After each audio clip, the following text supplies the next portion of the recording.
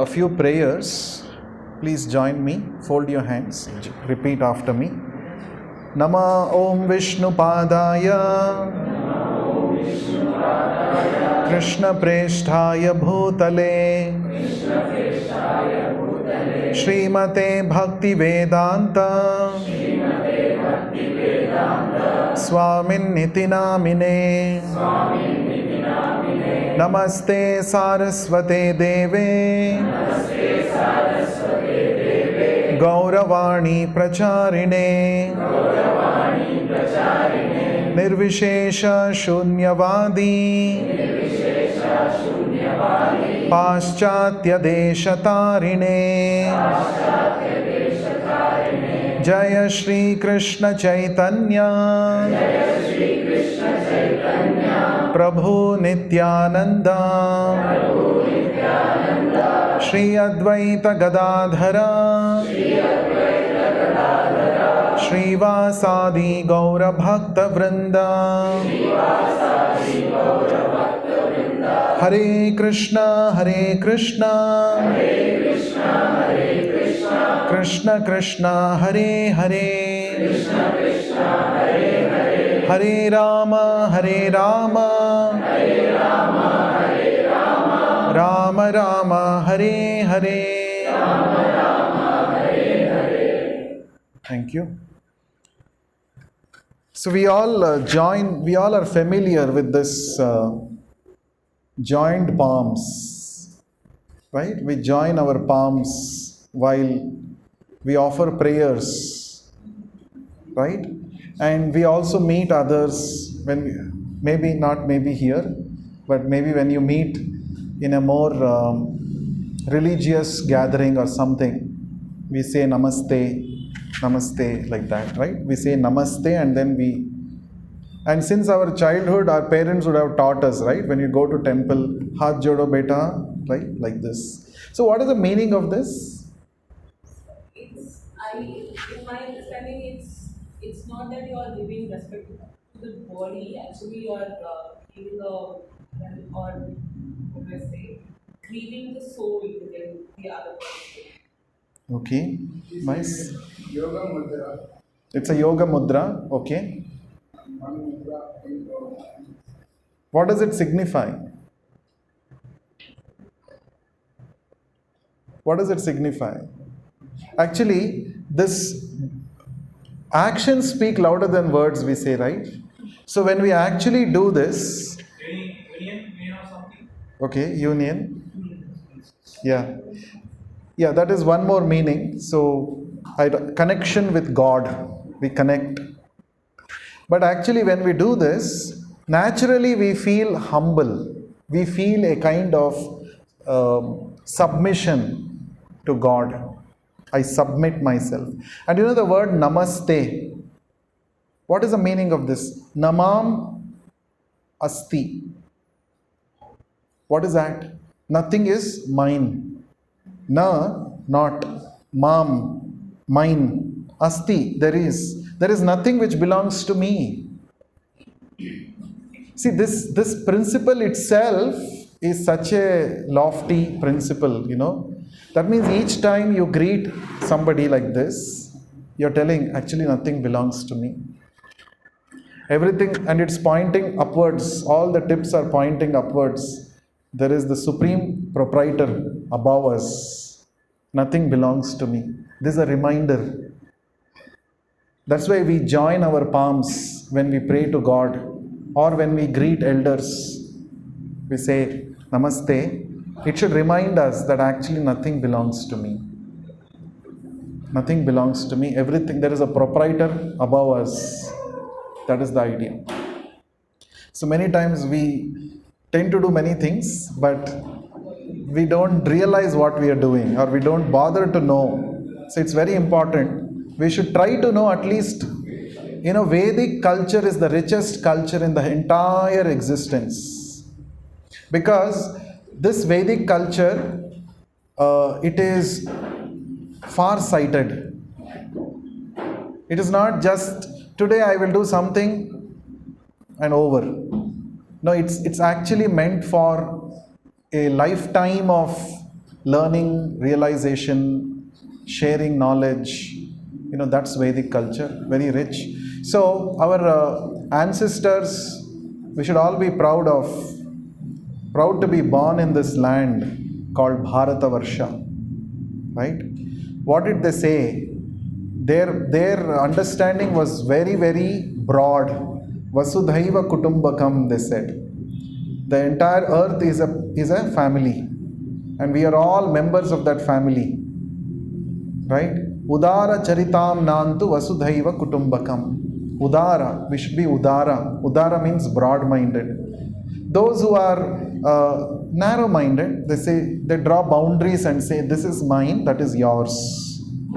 But actually, where is a question of claiming this is mine, that is yours? Everything belongs to him. Right? Everything belongs to him. He is the head of the family. We are all members of that one same family. So this is the broad-minded learning that we get when we study the Vedic scriptures. So moving on to today's topic of discussion. Today we are going to discuss the third chapter of the Bhagavad Gita. Last 2 weeks, first week we talked about, anyone remembers? What is the topic name? First session? No, I'm not talking about the chapter name. How to resolve conflicts. Resolving inner conflicts. We discussed about this last week. Resolving inner conflicts. We discussed that conflicts are good, because only when conflicts are there, you will try to think how to get out of it. You will seek superior knowledge. Right? Then last week we talked about this topic, suffering is optional. Miseries are inevitable, but suffering is optional. So we discussed on the perspective, how we look at things, how perspectives matter a lot in life. We discussed all these things in the last week. So today we'll be discussing about the art of working. We all have to work. We all do work. One or the other work. We all do. Now when you're all sitting and listening to me, are you working? Yes or no? Yeah, physically you may not be acting, but you're still active, you're still working. So senses are always active. Even when you are sleeping also, the mind is active. So work is going on. Correct, no? When you are sleeping also, mind is active. That's how you see dreams, sometimes nightmares. All that is action of your mind. So Bhagavad Gita gives a broader understanding about action. It says, don't think that only when somebody is running or somebody is lifting some luggage, weight, somebody is doing some physical activity, only then he is working. No. Even when you are sitting in one place and you might have thought that, I'm not doing any action, but still you are very active as ever, because your mind is still working. Right? So, the art of working. Now, karma yoga is a word which is very commonly used. We all have heard this, karma yoga, right? What do you mean by this, karma yoga? You should do your duties. Okay, do your duty. That is karma yoga. Okay, good. Any other? What is karma yoga? Whatever you know, you can tell. Karma is work. Karma is work. Very good. Okay, good. Huh? Okay. Yeah. So karma means work, as he said rightly, action. Yoga means to connect. Right? So in Bhagavad Gita, 3 main types of yoga are discussed. Four types of yoga are discussed. Of course, the fourth one is, I don't call it as a type. We can say that the fourth one is the original yoga, of which the first 3 are types, preliminary stages. So the first one is karma yoga. So yoga means connection. We discussed last week that we are not the body, we are soul. Right? When I understand that I am not the body, I am soul, my perspective about myself and about this world changes.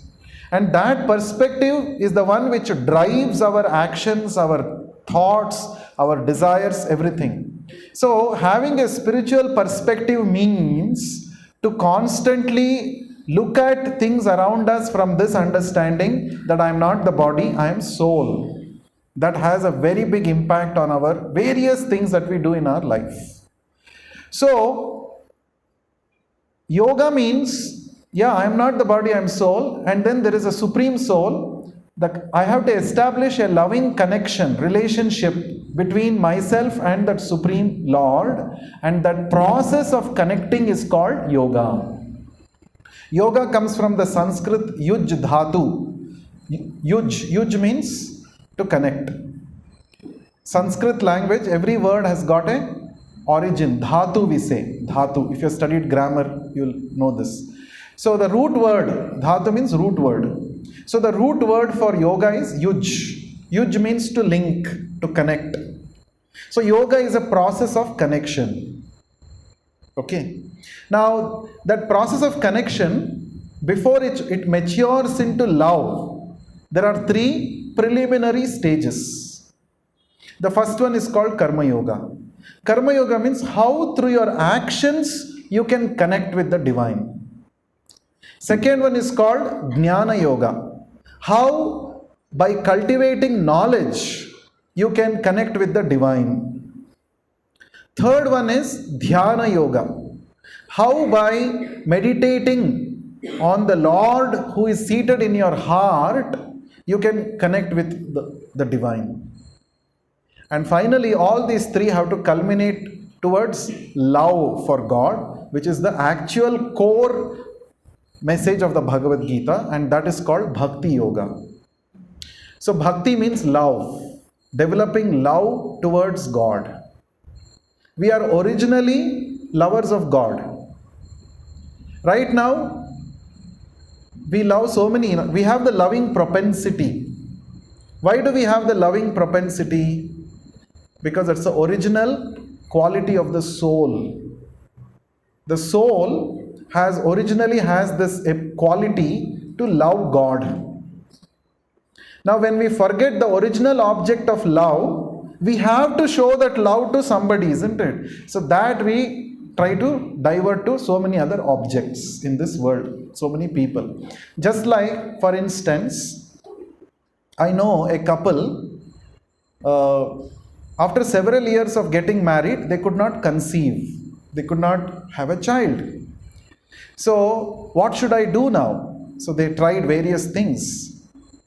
So, maybe we should adopt a child. Right? So, why should the mother adopt a child? Even though I don't have my own child, I want to have maybe somebody else's child who is an orphan or whatever. I want to bring him up in my house and I want to show my love, motherly affection, fatherly affection towards that child, because that need is there. I need an object towards which I can divert my loving propensity. That propensity is there in me. I want a child. I want someone to show my love. So I could not have my own child. So can I adopt a child? There are some people who actually keep pets at home. Right? Why? Because there is a tendency to show that love. I want to show my love to another object. That is a propensity of every soul. You should not think this loving propensity is originating in the mind. No, it is not in the mind. It is deeper. It is in the soul itself. Soul has got this ability to love. And the perfection of human life, only in human life you can realize the soul's propensity to love, perfection of love. That's why human life is so special. Because only in human life we can think beyond bodily necessities. Right? Like all of you have come here to hear Bhagavad Gita. It's not your bodily necessity.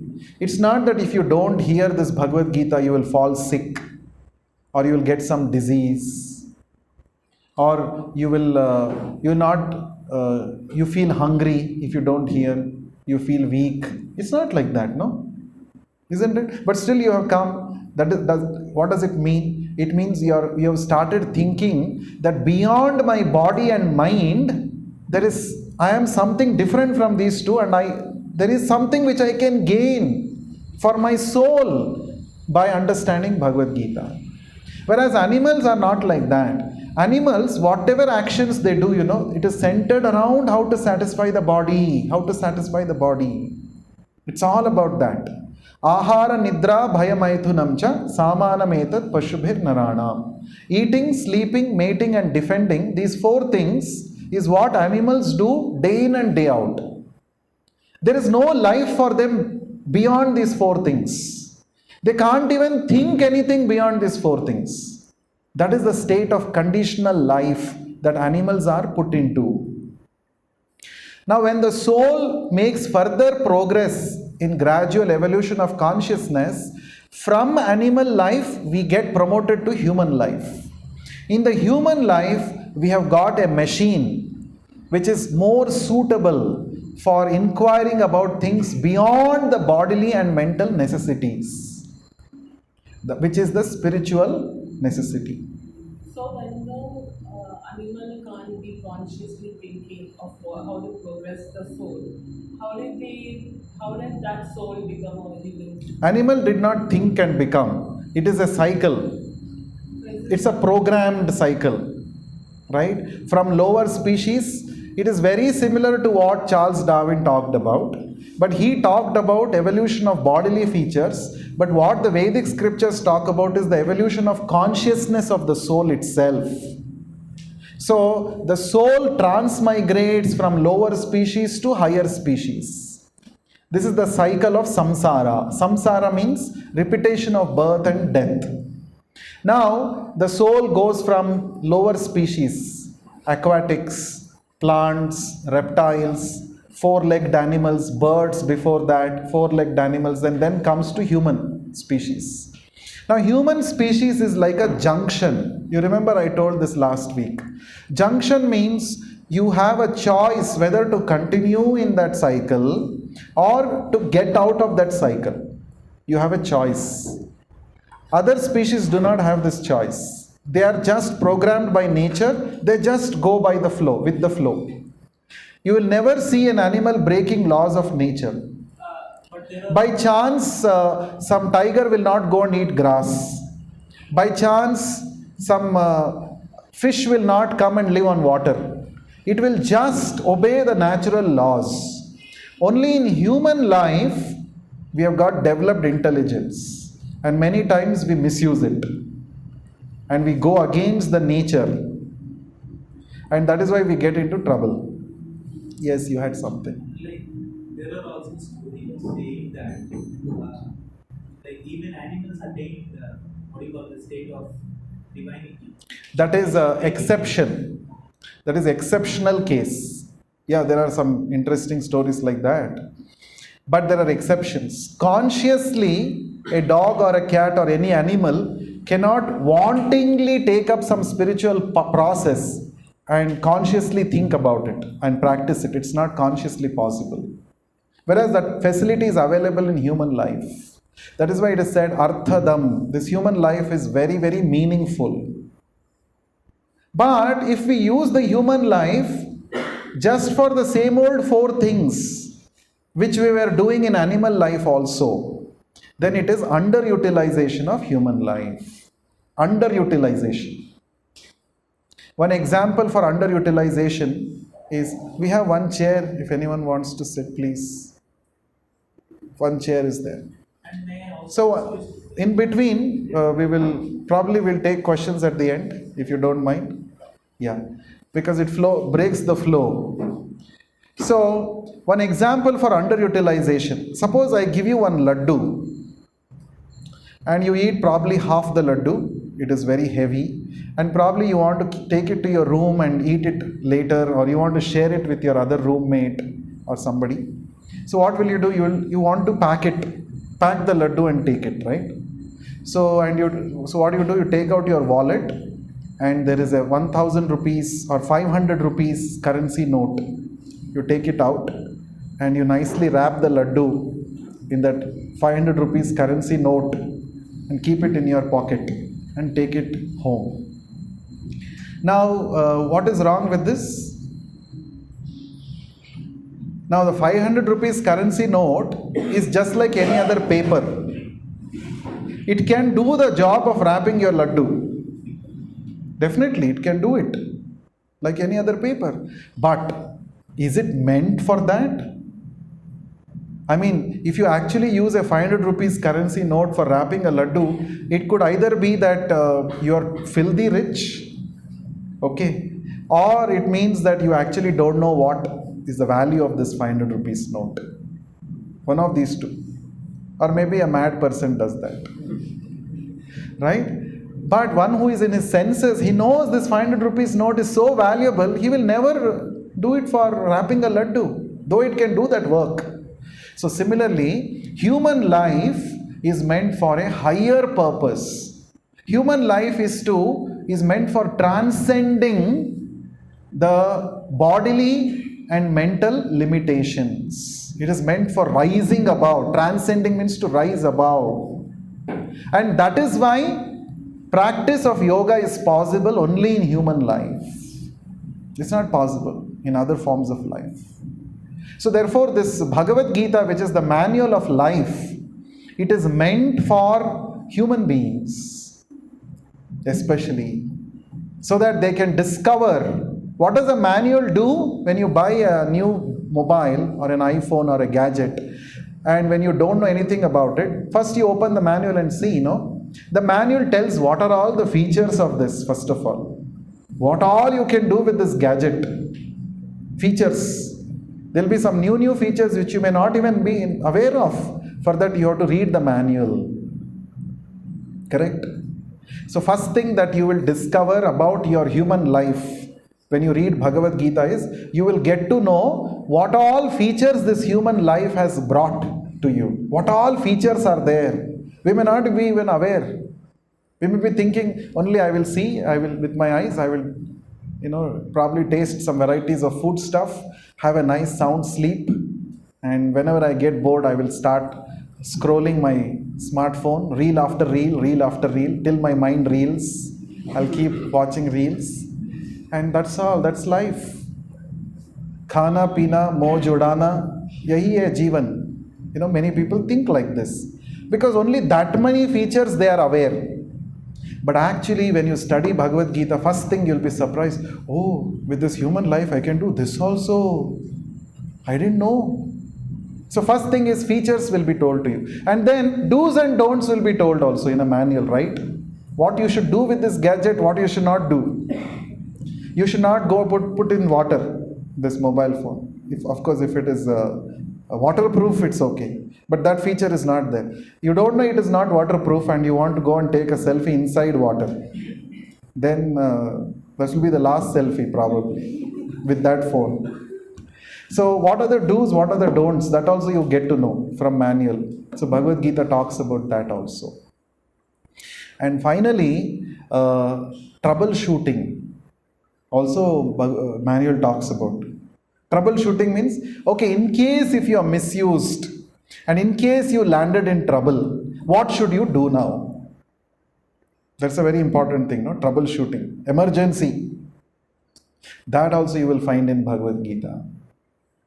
First of all, three things it talks about. First of all, it talks about what are the features of human life. Secondly, it talks about what are the things to be done, what should not be done. And thirdly, it talks about troubleshooting. If you are landed up in a problematic situation, what you should do. These are the three types of things any manual talks about. And all these three things are explained in Bhagavad Gita with respect to human life. Therefore, we can say Bhagavad Gita is the manual for human life.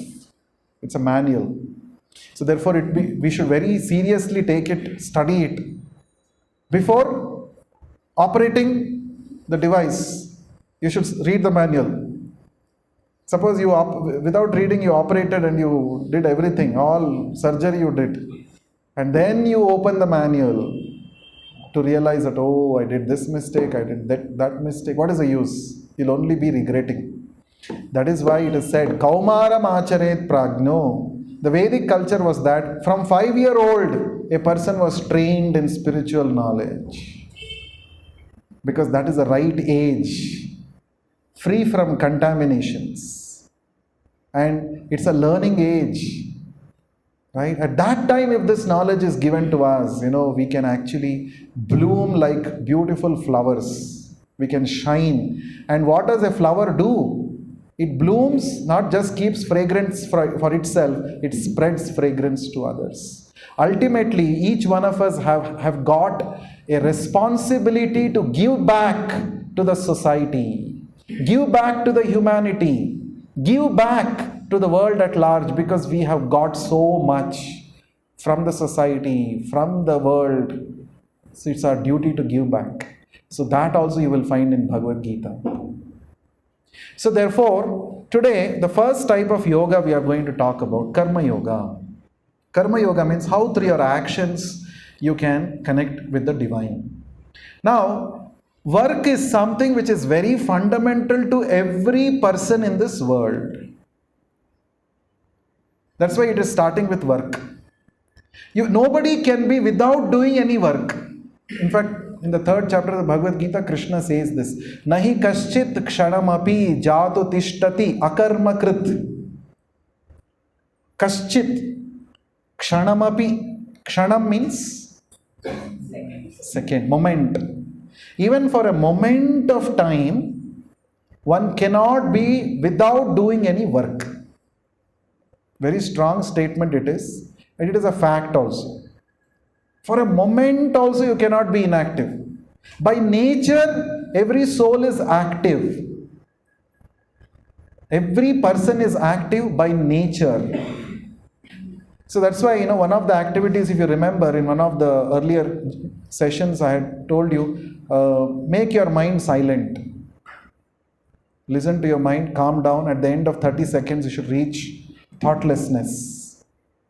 But it is not possible to become thoughtless, because either on the physical level or in the mental level, we are always active.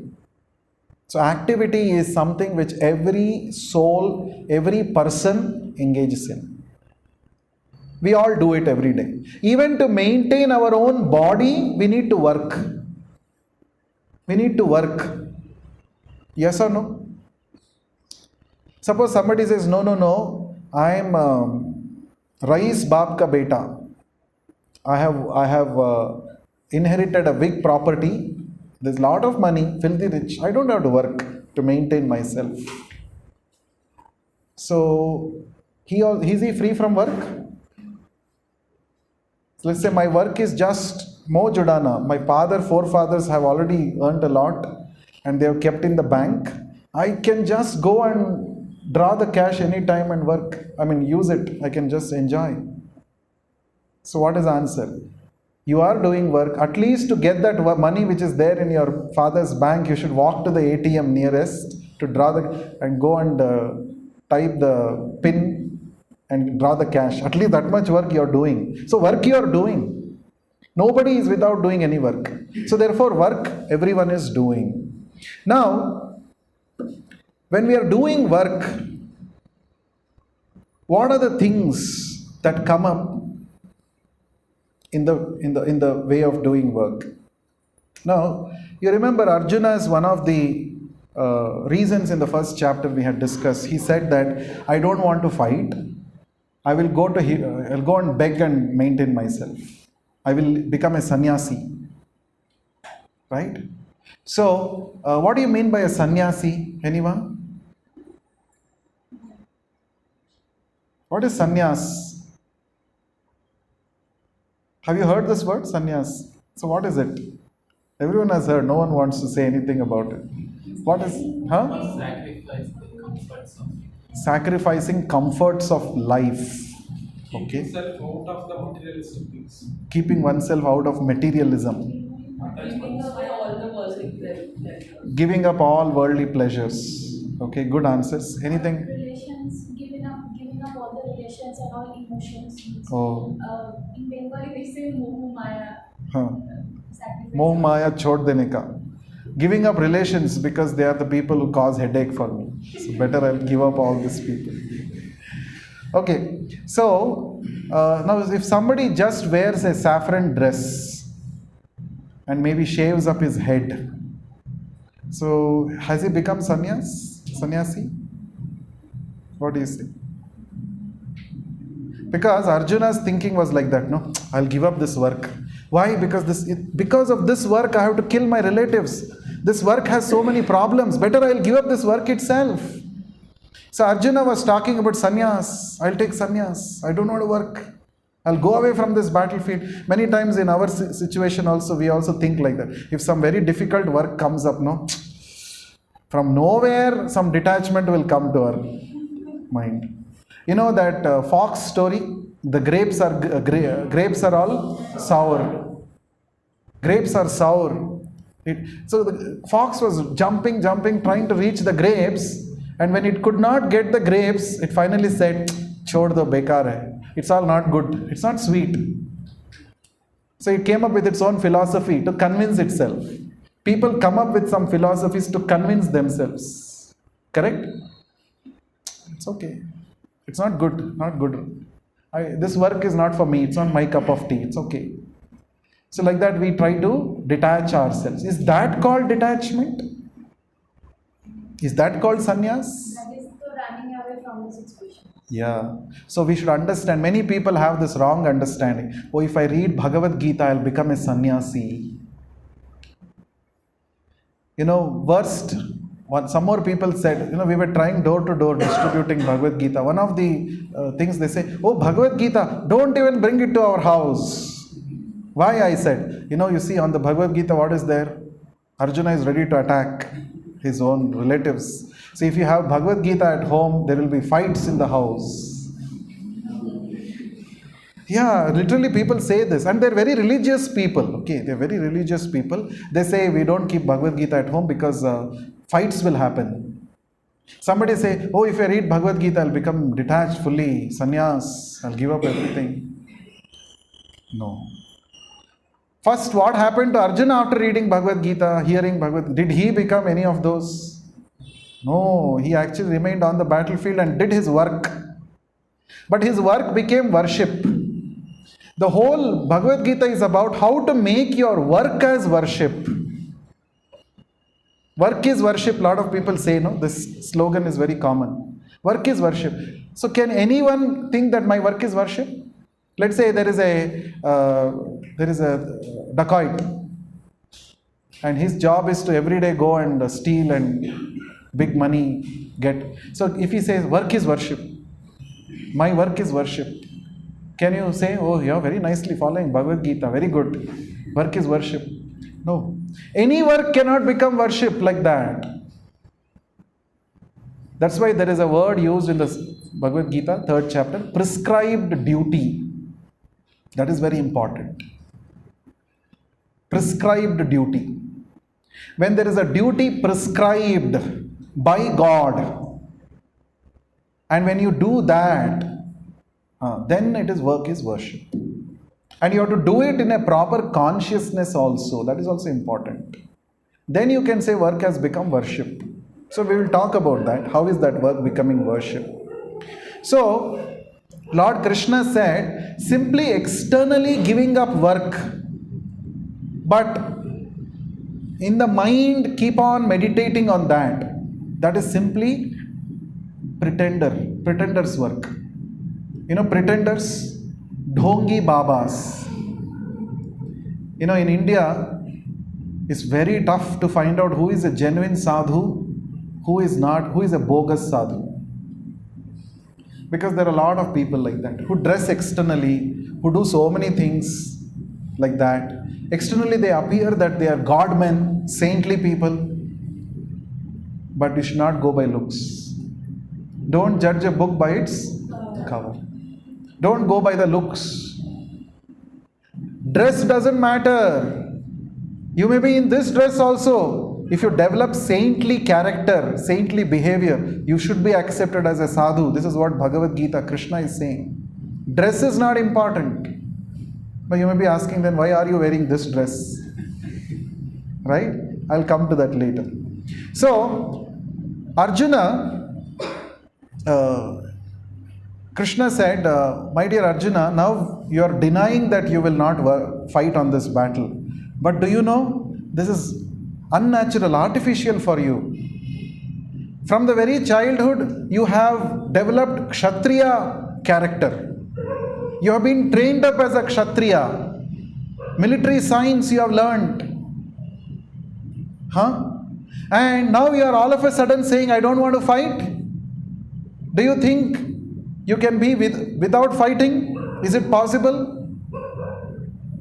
Actually, it is not possible, because from Arjuna's life only, if you see, before the battle of Kurukshetra, Lord Krishna had told Arjuna, you should do tapasya, please Lord Shiva, and get Pashupatastra from him. It is very much required for you in the battle of Kurukshetra. You must have.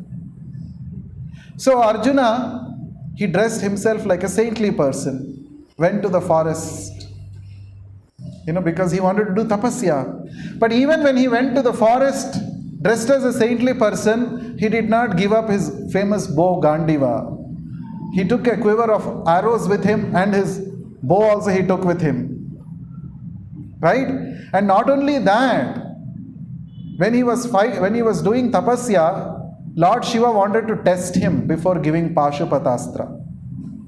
So, Lord Shiva, first, there was a demon who was in the guise of a wild boar. So, Lord Shiva, he came in the form of a hunter and released one arrow at this wild boar. But much before that, Arjuna also aimed at it and released an arrow at that wild boar. It's coming and disturbing the tapasya like that. So, after he saw the wild boar had fallen dead, but it had 2 arrows, he was puzzled. I only shot 1 arrow. Where is the other arrow coming from? Then that hunter, Kirata, he came and said, see, this is my what? Booty. It is my booty. I have actually done it. It belongs to me. My hunt, it said. Then Arjuna said, no, it is mine. See, my arrow is there. So then they both started fighting. There's a fight between the two. That means, if you are a fighter cock, in whichever part of the world you go, you will fight. That is in your DNA. If you go to a place of pilgrimage also, you will fight. If you go to some pub and disco also, you will fight. Because that has become part of your nature, fighting. If you come to IISc also, you will fight. Fighting spirit is there. Maybe it takes different avatars in different places, different shapes, but you are fighting. So Krishna is giving this very nice instruction. Whatever is your guna swabhava, you cannot give it up. You cannot give it up. It's very, very difficult. Now we are beginning with the spiritual lessons. Right? So in the beginning, Krishna is saying this. Whatever is your guna swabhava, definitely you will act according to that only. Later on, he talks about how to transcend that. That comes later on. We will not talk about that now. But we should know that the body, our mind, our body basically has got some guna swabhava. We should recognize that. We cannot go against the nature of that body. Then you will land in trouble. It will not happen. It will not work. Right? So, so Arjuna, now we are saying you will go away from the battlefield and elsewhere you will live by begging. But even after going there, since your spirit is Kshatriya spirit, there you will pick up a quarrel with somebody else. There you will go and convert some peaceful place into battlefield. Better you fight here. No, battlefield is already ready and you are going to fight for the right cause. Why don't you use your swabhava of your body to do the right thing here? You see, the human mind, mind cheats us. What is that? Mind makes us think that the grass on the other side is greener. This is always the case. Oh, I'm in IISc. Maybe if I had gone to IIT Kharagpur, I would have actually It would have been nice. And after going there, maybe if I had got an opportunity to join MIT, Massachusetts, that would have been nice. There is no end to it. This is called mental concoction. What is it called? Concoction. Concoction means, like a coffee decoction. We make decoction. You just have to add milk and coffee, instant coffee ready. So concoction means mind keeps on thinking. My position is not good. If I was in that position, it would have been nice. But after going there, will your mind stop and be satisfied? No. Oh no, this would have gone, that it would have been nice. There's a problem. So Arjuna is thinking like that. See, why my fighting job is very difficult, I have to fight with my elders and my respectable people. But if I go and beg, then I don't have to fight with anybody. But poor fellow doesn't know, by begging he will have many more other challenge. The neighboring street beggar will come and say, this is my hadda, my kingdom. Why did you come? Then they will fight. So the problem is, bloom, we don't recognize that we have to bloom where we are planted. That is most important. Understood? And also, whatever is your guna swabhava, recognize that and plan your activities according to that. See, for example, a lot of people think if I become a businessman, I can make a lot of money sitting in one place. But everybody will not have that knack to do business. Nowadays, people do a lot of videos. How to become a successful businessman. I'll watch 2 videos. Now I got Josh. I'll invest. And within 2 months, full pauper. Crorepati becomes roadpati. Because people will make you think, see, I have become a successful businessman, I want to write my own book, I want to promote myself, I want to do some videos so that more people will see and become. No, everybody cannot do that. That business mindedness, business tactics, everybody cannot have that. So we don't want to accept that. That is a problem. Law of attraction. This is one of the biggest bogus theories that the world has come up with, Western world.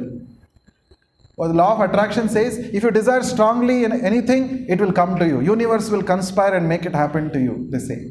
You have strong belief, it will happen. No, it will not happen. There may be 100 people who have applied law of attraction and become successful, but there will be 10,000 people who have become unsuccessful.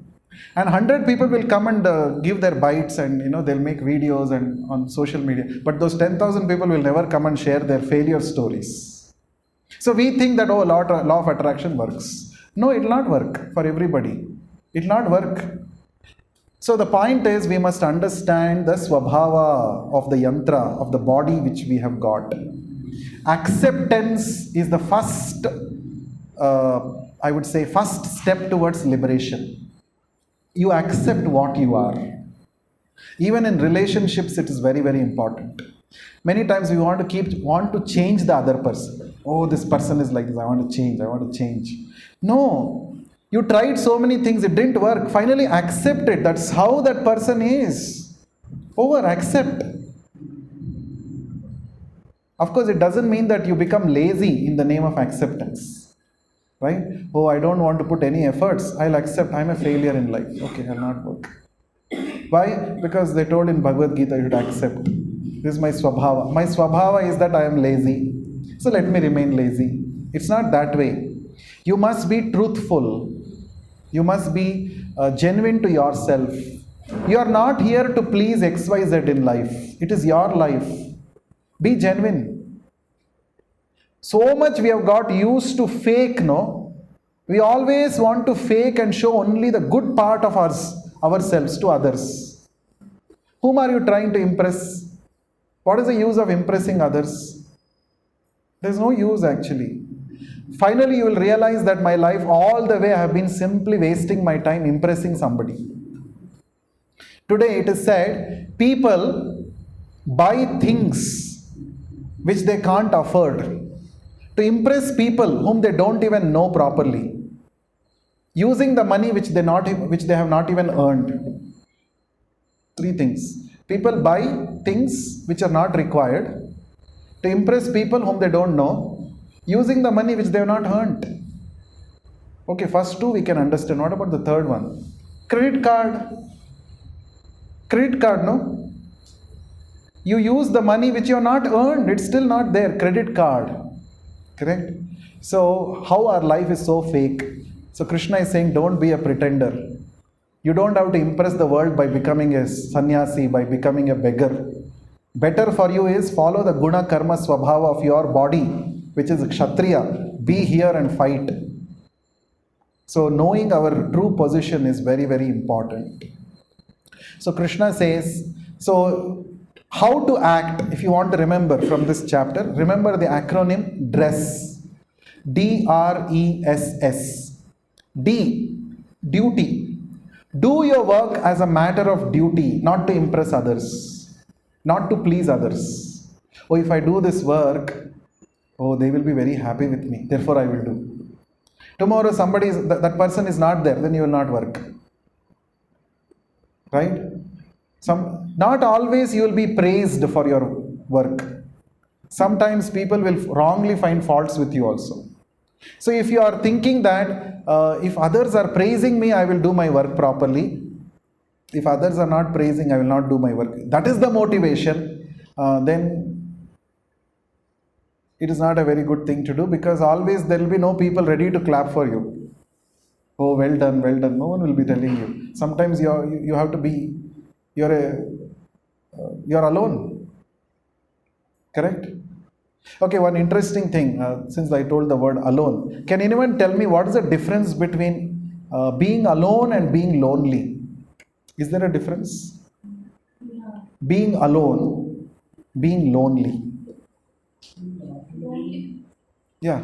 In being lonely state, we are always looking for someone with us. Okay. Where someone is not there. Okay. But in the alone state, we are free from this desire.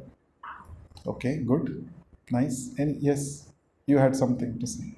Lonely means like we are having a lot of people around us. Yeah. Still we feel that we are like we don't have anyone. Yeah. That is lonely. Correct. But alone is the thing we are physically single, means we are not surrounded by something. Good. Very nice. So, being alone is a choice. Being lonely is a curse, I would say.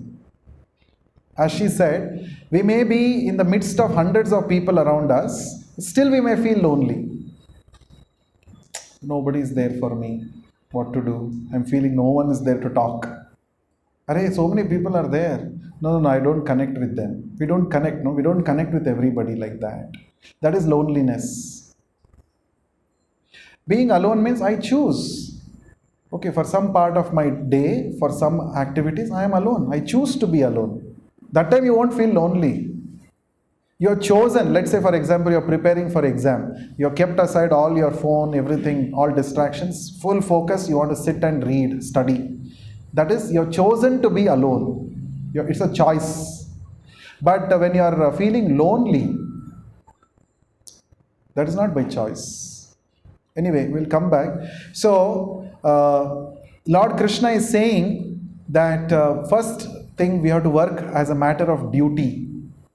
I have a duty to perform. I have a duty. Example for this is our mothers. Whether it is summer or winter, whether they are in good mood or not in good mood, whether their health, body is supporting or not supporting, every day they go to the kitchen, they cook for us. Why? Oh, if I don't cook, what will my children eat? That is duty. That is duty. So we have to do our work as a matter of duty, not to impress the world. Sometimes, on the face, ruthlessly we tell our mothers, whatever you have cooked today is not good. How many of us have told? We have told, no? We tell, we don't even think twice. What will my mother think? We don't even think. We openly say, hey mother, what I have done this today is not tasty at all. But the next day, she will not say, see, yesterday I cooked, you told me, give me bad review, you didn't give me 5-star rating, I will not cook. I will go on hartal. Mother will never say that. because she is duty bound. Duty. So this is a very lofty principle that Bhagavad Gita says. As a matter of duty, you should work. Second, R, work for your real self-interest. For your real self-interest, you should work. So there Lord Krishna says this. Yajnarthat karmano nyatra lokoyam karma bandhanaha. Do your work as a yajna, sacrifice, to please the Supreme Lord. When the Supreme Lord is pleased with you, that is your real self-interest. When God is pleased with you, then your work becomes worship. That is your real self-interest. Right? So Krishna is directly telling Arjuna, my dear Arjuna, we tried so many things to avoid this war, it didn't work. Now I have decided that this war has to happen and you have to do this job. It is Krishna's desire that war has to happen. Arjuna was denying it for whatever reasons. Out of sentiments, he said no. Right? You are Nara, I am Narayana. Nara can be happy when he understands that he has to cooperate with Narayana. By the mutual cooperation of Nara and Narayana, real happiness can be achieved. Now we forget this. We think I am an independent person. I am the doer, I am the enjoyer. Narayana is not in the picture. That is why there is anxiety. There is, oh, why nobody is appreciating my work? Arey, nobody needs to appreciate. You work, Narayana will be happy with you. That's all. That is your real self-interest. You do your work as a worship to Narayana because you have a relationship with Narayana. So our work has to happen as a worship to Narayana. Narayana has prescribed this work to me and I have to work. He has given me this body. He has given me such a nice mind, intelligence. All that I have to do is I have to work, offer that to Narayana. That's all. That is the second R. E, example. Work to set example for others. Now Lord Krishna himself says this. He gives the example of Maharaj Janaka. In the Bhagavad Gita, probably this is only one person's name which Krishna refers. See, Janaka was a great self-realized soul. Every now and then, saintly people used to come to his kingdom, his court, and for long hours they used to sit and discuss philosophy. But it was not an armchair philosophy. At the end of the day, he was very conscious that I am the king of this kingdom and there are citizens depending on me. I have to do my duty as a king. He didn't say philosophical knowledge is enough for me. I'll only go and talk philosophy to all my kings, all my citizens. When citizens say, where is food? I'll talk philosophy. When citizens say, neighbors are attacking, protect us, I'll talk philosophy. He didn't do that. So he was a karma yogi. Even though he knew the philosophy, but he was working to set example. If as the king he is not doing his duties every day, the citizens will follow his wrong example. Yatha raja tatha praja. So we should also know that you may say, oh, I am not one king of one kingdom. Why should I do to set example? No, there will be people who are watching you and taking inspiration from you in your own circle. Maybe your younger brother, your younger sister at home, whom you have seen from young age, he or she will be looking up to you. What my elder brother has done, let me also do the same thing. They'll take inspiration. You may not even know, but they will be doing it. Therefore, to set the right example, we should do. We should work. We should simply not give up work because it is so difficult. No, there are other people who are looking up to you. To set the right standards, you should do work. In fact, if you study Srimad Bhagavatam, which describes the life of Lord Krishna, after Lord Krishna became Dwarakadhish, there are many chapters in the Bhagavatam which describes his daily activities. Right? Even though people knew that he is God, people actually knew that our king is not ordinary, he is God himself. And he displayed such superhuman powers and he performed superhuman activities. It was more than proven to the whole world that he's not an ordinary person. But still, Lord Krishna did his daily work in such a way that his life can be exemplary to everybody. Every day in the Brahma Muhurta, he would get up in the morning. Brahma Muhurta is 1.5 hours before sunrise. That is ideal time for spiritual activities. It is also ideal because the number of distractions are least. Mostly people are all sleeping that time. Nobody will call you, nobody will send a message to you. So it will be very peaceful. At that time, if you get up and perform your spiritual duties, meditation, mantra meditation especially, if you chant the Hare Krishna Maha Mantra during that time, you will see quick progress. You will actually see this. So Lord Krishna would every day get up morning in the Brahma Muhurta without missing. Then he would do all his daily activities so nicely to set an example. He would personally go to the entire kingdom and he would ask people, is there any problem? Can I help you? What is that you want? So such, in fact, he could have used his mystic powers. He could have sat in one place and called everybody to his place, but he didn't do that. So Lord Krishna says this in the 3rd chapter. See, I also, when I come to this world, I perform my duties. Because if I don't do it, the whole world will imitate me and I will be teaching a wrong lesson to them. So look at the responsibility God himself is feeling when he comes to human society. For this reason we should act, he says, to set example. Then S, Samarpan, offer work to God, as I said. You don't have to impress the whole world. God has to be impressed with you. God, the only person who is real well-wisher is God. He's sitting in your heart.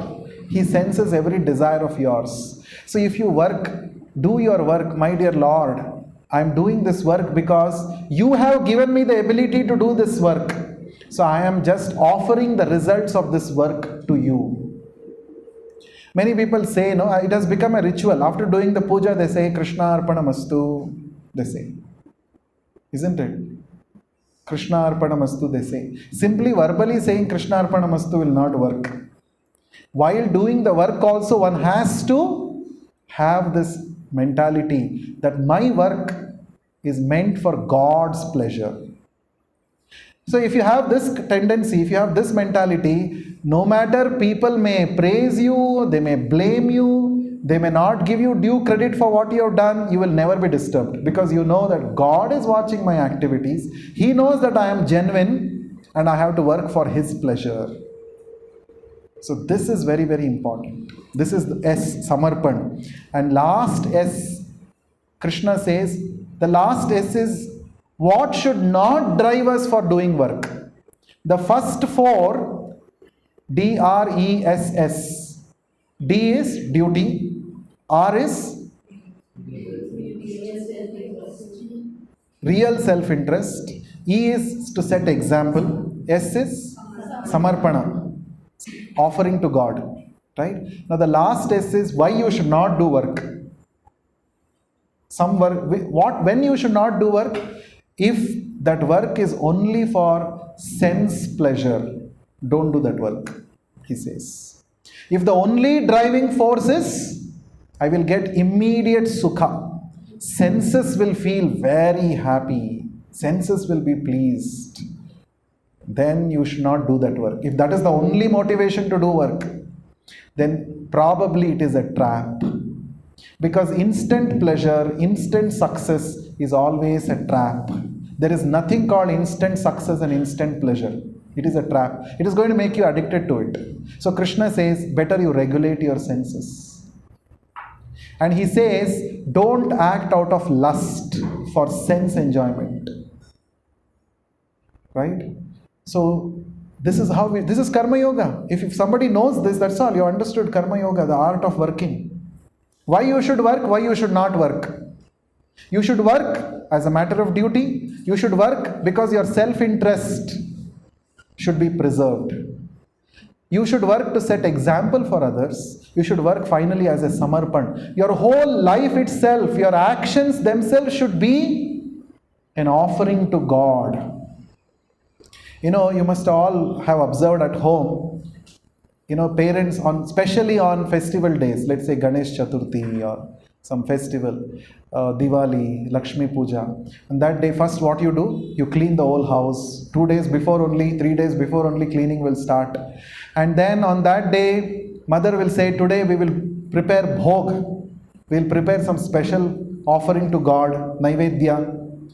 So you should not come to kitchen. Don't eat anything.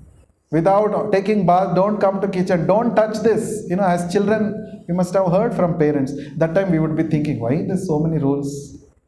Why? Because that day, mother is conscious that whatever I'm offering, I'm going to offer to God. So our offering should be pure, uncontaminated. So when somebody has this consciousness every day, imagine the quality of his life, how it will be. Every action that I'm going to do, it's for God. This offering, it's an offering to God. If somebody thinks like this, how it will be, You will give your best. You will not be lazy. And as people think, if you know philosophy, Bhagavad Gita, you'll become lazy. You'll not do your work properly. No, that they have not understood Bhagavad Gita properly. Actually, if you think that every work that I'm doing is an offering to God, you will be so meticulous in doing your work. Because I'm not doing this work to please some XYZ, some ordinary person of this world. My work is meant for IIP, infinitely important person, God, for His pleasure. Then how conscious I will be? I will not be kamchor. I will make sure that I will put my best efforts. This is Karma Yoga. And in fact, Lord Krishna says, one simple thing that you can do every day. Yajna shishta shinas santo muchyante sarva kilbishaihi. He says, you are what you eat. It's a very famous saying. You are what you eat. Right? You become what you eat, actually. You become what you eat. Your body literally transforms into what you eat, actually. Your food gets absorbed into your body. And another interesting thing that Bhagavad Gita brings about is, it's not just affecting your body. Even your consciousness gets affected by the kind of food that you eat. There is a lot of research done. You can go and Google it. There is a lot of research done about food-mood correlation. Food and mood, there's only one letter difference, FM. Sometimes you become too angry. Sometimes you are infested with so many desires that you can't handle. There is a scientific basis for this. The food that you eat dictates your mood. And Lord Krishna has already told this long back in the Bhagavad Gita. Anyway, that comes in the 18th chapter, 17th chapter, he talks about food-mood relationship. But here in the Karma Yoga, Krishna talks about one point. He says, every day anyway you are eating, no? No one can avoid eating. Can you spiritualize your eating? He says. You spiritualize your eating. How? Every day you are cooking and eating. Before you eat, you offer that food to me. You offer it to God. Fold your hands. Namam aste. This is not mine. The food may be on my plate today, but it is by your blessings that I am able to eat food today. There are many people in this world who can't even get one square meal a day. God, today, by your grace, I have got this nice food. Before I eat, you please bless this food. You accept. Actually, God is not hungry, but it is out of love that a devotee offers it to God. First offering is for you. Just like still we have maintained this tradition, at least on festival days we do this, no? First we should offer to God. We have this. Actually, every day can be a festival in your life. If you can do this one simple thing. Before I eat, let God eat.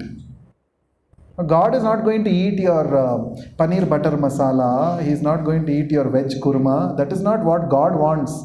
But God wants your love. So through that paneer butter masala, you can offer your love to God, and God enjoys that love.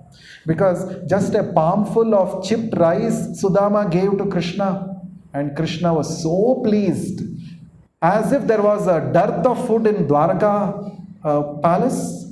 No, every day Chappan Bhog was prepared for Dwarakadhish with ghee, with varieties. He was enjoying that. But when poor Sudama, his friend, his devotee, brought one palmful of chipped rice, he didn't say, "What is this nonsense you have brought? Don't you think I am Dwarkadish? Every day I eat Chappan Bhog. You have brought some simple, this, what is this you have brought?" He didn't say that. He said, "This is more delicious than all the Chappan Bhog." On the contrary, when Krishna went to Hastinapura as a peace messenger, Duryodhana made a big show. He wanted to impress Krishna and take him into his party. He said, "Oh Krishna, we have prepared Chappan Bhog in my palace. Come and accept hospitality in our palace." He said, "No, I have got nothing to do with you people. Because you have treated my friends, my devotees, Pandavas so wrongly. How can I accept food in your house? No, I will not take." He went to Vidura's house. Sag Vidur Ghar Khaye. He offered very simple food. And it is said that out of love, this Vidura, he was peeling banana. He threw the fruit and gave the banana peel to Krishna. Krishna was so much absorbed in that love, Krishna ate the banana peel. And then the Vidura's wife says, "What is this you are doing? You are giving banana peel." No. Krishna accepted that. So, Krishna accepts your love and devotion, even though it may be simple offering. So, whatever you are eating, offer to God. Pray to God. "My dear Lord, thank you for giving me today's meal." This one small act, it may appear to be very simple, small ritual, silly it may appear, but it can actually bring in a big change in our consciousness. That is why Krishna is including this in the Karma Yoga. Everyone acts, everyone eats. You make your eating as a spiritual process. Your eating also becomes a worship. Eating is also part of worship if you do this. Right? So, in this way, we can spiritualize our action. This is the art of acting, art of working. Krishna is not saying give up work because it has so many problems. He is not saying that. You think how to spiritualize your work. So that is called art of working. So now we are open for questions. Anyone has any questions? How do we know that God is happy because of our work? Yeah, very good question. Good. How do we know? 5,000 years ago, Krishna was there face to face. Vidura offered and Krishna accepted. So we know that Krishna was happy with Vidura. But in our case, how do we know? Yeah. So Krishna will be happy. How do we know? When you follow what he has told in the Bhagavad Gita, it means he is happy with you. I have to design my life, mold my life as per what Krishna says in the Bhagavad Gita. That means my life has become a worship of God. My life has become a yajna to God. And also, another symptom you will see when God starts reciprocating, your quality of thoughts will rise from physical level to mental level to spiritual level. That you will experience yourself. You will experience. Right? So, because finally, how do you know your state of mind? By the kind of thoughts that are coming in your mind. Correct, no? At any given point of time, what is running in my mind, that decides the quality of my life. That decides the quality of my life. So, if envious, lusty, greedy thoughts, angry thoughts are bubbling in my mind, I should know for sure that I am very far away from Krishna. I am very far away from God. Yoga has not happened. That connection has not happened properly. But it takes time. We should have patience and follow the process. It cannot happen overnight. But it will surely happen because this process is 100% pakka process. Right? Because Great self-realized souls have applied this in their life and they have seen the benefit. Great acharyas, Shankaracharya, Madhvacharya, Ramanujacharya, Vishnu Swami, Chaitanya Mahaprabhu, all these great acharyas have understood that this Bhagavad Gita is the essence of all knowledge. Simply follow this, they prescribe. Simply follow this, your life is set. That's all. So therefore, beyond doubt, it works. But we have to follow the process diligently. Then it will definitely work. And you will see positive, real, constructive, spiritual thoughts will automatically come. That is for example, if I've connected myself to the electric source, this mic is connected to the source of power, how do I know power is flowing or not?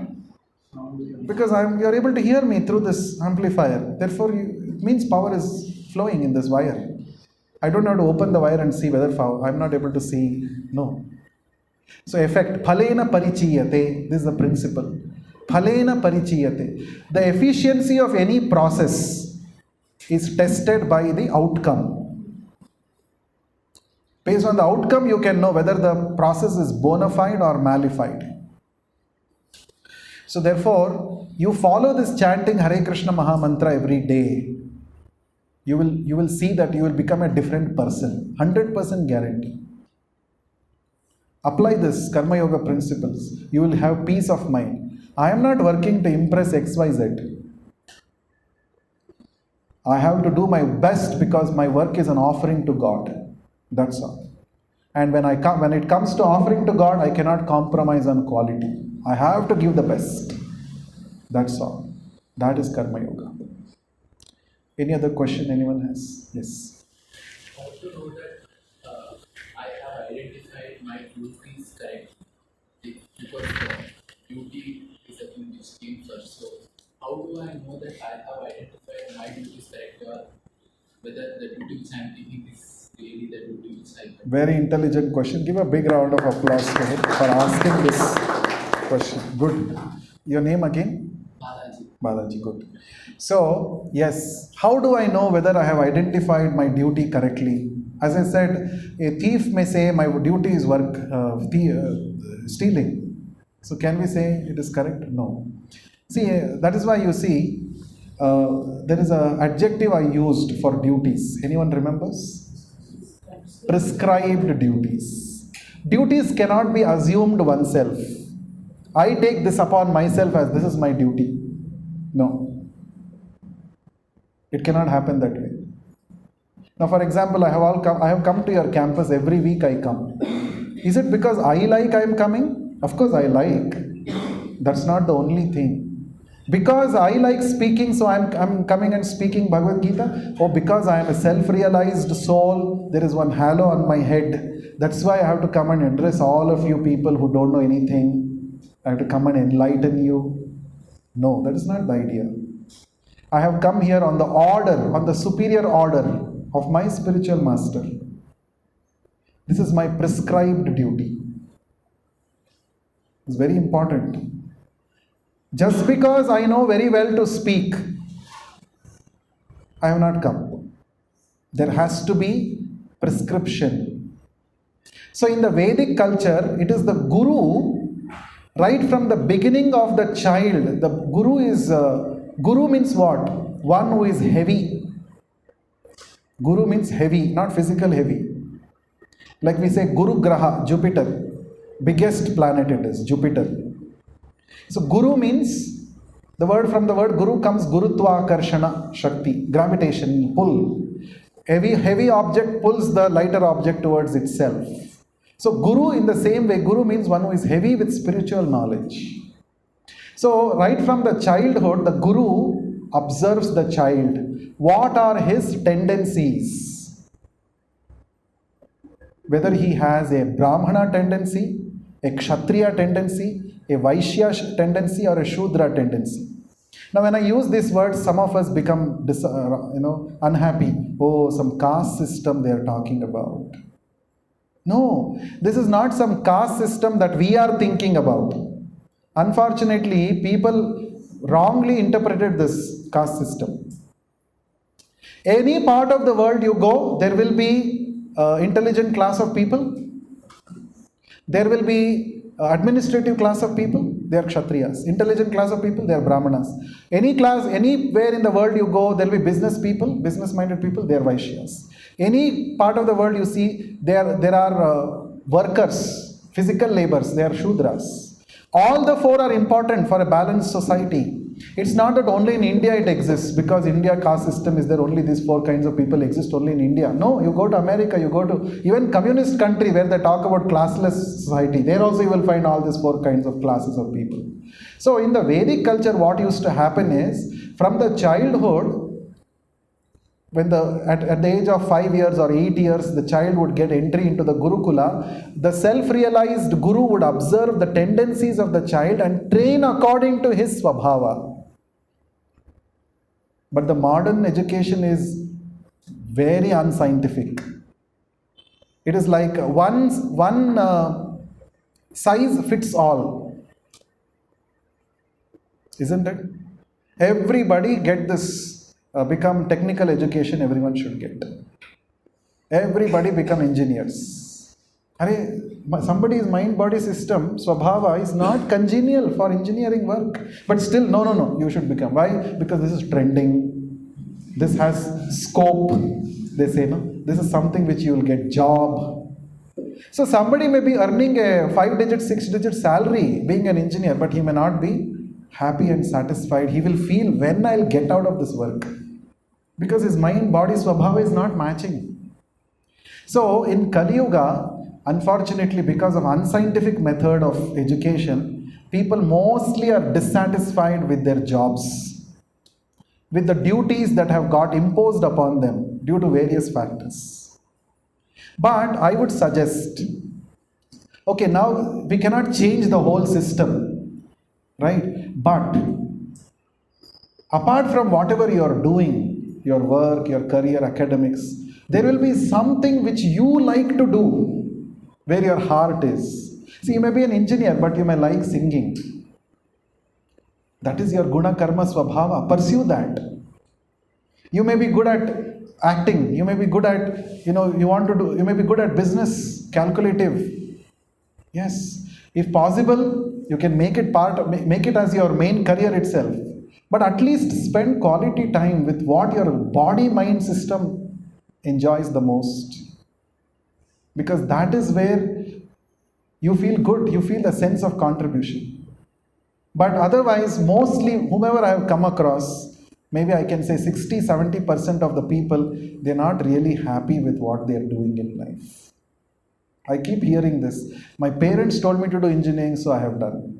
In India, first people do engineering and then they think what to do in life. Very unfortunate it is. Maybe if each one of us, see now, at least for the next generation, to your kids you should not enforce things like this. You become this only, become that only. It's very suffocating, isn't it? So I don't know whether I really answered your question, but this is what it is. Yeah. Yes. I recently started reading Gita and I completed the first story. Okay. In second chapter, Sankhya Yoga, there is in Kerala, converting Arikas to Manishka. I am confusing about the Lord says that if you do your work and don't think about your result, then what should the Lord wants to do? Okay, good. So I did not discuss about this in the second chapter. I want to discuss about this in the 5th chapter because there we are going to talk more in detail about Karma Yoga at the action level. So some of the things that we talk today is all in the mind level. Consider your duty, work as a duty for your real self-interest. Okay, to set example. First, action has to begin at the mind level. Actually, 3rd chapter and 5th chapter both talk about Karma Yoga. The difference is in the 3rd chapter, Krishna talks how to prepare your mindset. In the 5th chapter, he says how to execute on the physical level. That is one difference. So probably you should wait for 2 more weeks, or we can discuss personally also after this session. That's a very important, it's a jewel verse of Bhagavad Gita. So we will discuss about that. Karmanyavadikaraste. We will discuss. And can you differentiate how setting an example is very different from pleasing others? Yeah. Setting an example means you don't have the expectation that others should come and pat your back. Oh, I want some good feedback. I remember sometimes I travel in Ola. After the journey is over, the driver will tell me, give me 5 star. He will actually tell me, give me 5 star, he will tell me. So that it is for whatever reason, maybe their salary or something is connected with that. But here, setting an example doesn't mean whether you give me 1 star or you give me zero, no star. I don't bother. I have taken birth as a responsible human being. I have derived so many benefits from the society. I want to set an example for at least sincere people. That is what I am. Whether people recognize me or don't recognize me, I don't bother. So that's the difference between the two. In the impressing, you are very much, your actions are driven by people's votes. Here, example means I am not driven by votes. In fact, we all have the desire to be remembered even after death. Do we? Yes. I don't know. Sometimes we get that desire. They say if you want people to remember you even after forever, best thing is take loan from them. They'll never forget you. Okay, that was on a lighter note. But really, if people want to remember you, the only thing that you can leave behind is the legacy. How you have at least touched one person in your life, inspired even at least one person in your life, that is a success of your life. I'm not saying you should aim at thousands and millions of people, right? Impressing, one more example I can give, which all of us can connect, is we post our selfies on social media, well edited, photoshopped, very nicely morphed. What all adjectives you want to add, you can add. Nice photos. Expectation is that people should like. And you not believe me, I also didn't believe when I came across this. There is a term invented for fear of not getting enough likes, lycophobia. There's a term like that. I was surprised. People get depressed if they don't get expected number of likes for the images that they upload on YouTube, on whatever, Insta or Facebook, whatever. So that is Banavati Jivan. Banavat. Enough of doing that. No need to do that. That's what Bhagavad Gita is saying. And in the introduction, Yeah. you said that soul has a propensity to love. Yes. But this soul also gets anger, has Yeah. jealousy, returning. If Yes. they are not propensities of soul, then why do we get them? Yeah, all of them have a spiritual origin. In fact, whether good qualities or bad qualities, everything has its origin in God. There cannot be any tendency in any person, any propensity, if it is not originating in God. That's what Krishna says in the Bhagavad Gita. Because we are all Amsha of God. In fact, why Bhagavad Gita is special among all other books, there are many reasons. One of the main reason is, in Bhagavad Gita, it's the only book in the entire world where God is accepting even negatives are coming from Him. He is not demonizing negatives. This is not the case in other religious books. Well, I don't want to say, I am not saying against them, but that's a fact. If something is negative, it is demonized. They say, oh, this is Satan, this is demon. But that's not there in Vedic understanding. We'll talk about it probably more. If it is from the God, then why are we running away from it? Yeah, so that's why. So we'll talk about it. Good question. So last question we'll take. Yes. Sir, I had a quite debate with my mother. Please distribute the japamalas. Sorry, yes. So when it comes to Arpana to God, okay, so we tend to give everything towards God. So which form does a God like? Does he like something to given to him or maybe? Okay. So we have to give to people first before that offer to God. Which is first. No, I'm saying both. See, this we can see in our temples traditionally. Anybody who goes to temple, they get prasadam free of cost. And that prasadam means mercy of God. First, there is a separate dedicated kitchen in the temple where devotees cook for the Lord. After it is offered to the Lord, it is distributed to one and all. So when you distribute ordinary food, only their body is satisfied, their stomach or hunger is satisfied. But when you distribute prasadam, it has an additional effect of spiritual benefit. Understood? So not only their hunger is satisfied, the soul is also getting nourished. This is real help. So if you want to help somebody, please help. But don't forget to connect that person somehow or the other to God. That is a real help. Because every other help is only surface level help. Root level is each one of us have a loving relationship with God, which we have forgotten now. If you somehow help the other person connect with God, that's the real biggest benefit that you're giving to anybody. Hope that answers your question. Okay, let us now.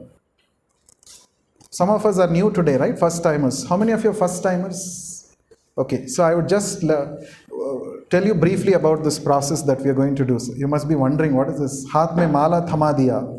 You know, they told we'll not they make you sannyasi, but they are making me sannyasi. Proof. No, nothing like that. These beads are meditation beads. It helps us to focus while we do the mantra meditation. There are different types of meditation. Mantra meditation is something which is most practical, which is recommended. What we do in this process is we chant the mantra aloud and hear the sound vibration. Exposing ourselves to the spiritual vibes is the process. So mantra is very simple. Hare Krishna, Krishna Krishna, Hare Hare, Hare Rama, Rama Rama, Hare Hare. Now this is not mindless repetition of the sound. You have to be conscious of each and every word that you are chanting. When your mind goes there and here, bring the mind back on the sound. Okay. The attention should get locked to the sound vibration. That is yoga. Okay, I'm not discussing the finer details about this process as of now. Maybe in the future sessions, we will discuss more about it.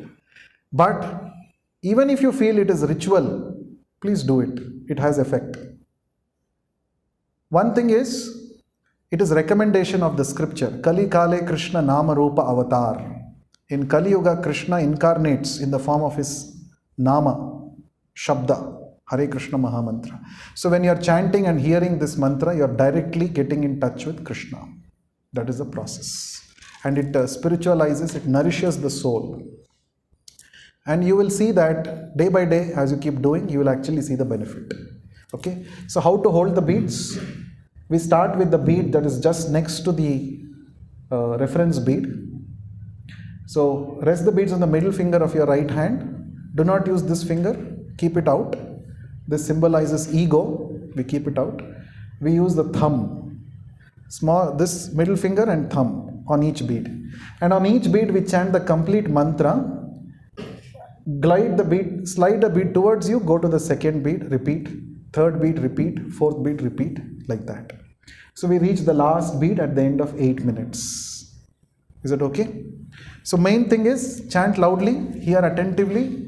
When your mind goes there and here, bring the mind back on the sound. No need to close your eyes. Okay? If you want, you can close. If you want, you can close. But you should not fall asleep. Okay? So let us start. First invocation prayer. Sri Krishna Chaitanya, Prabhu Nityananda, Sri Advaita Gadadhara, Srivasadi, Gaura Bhakta Vrinda,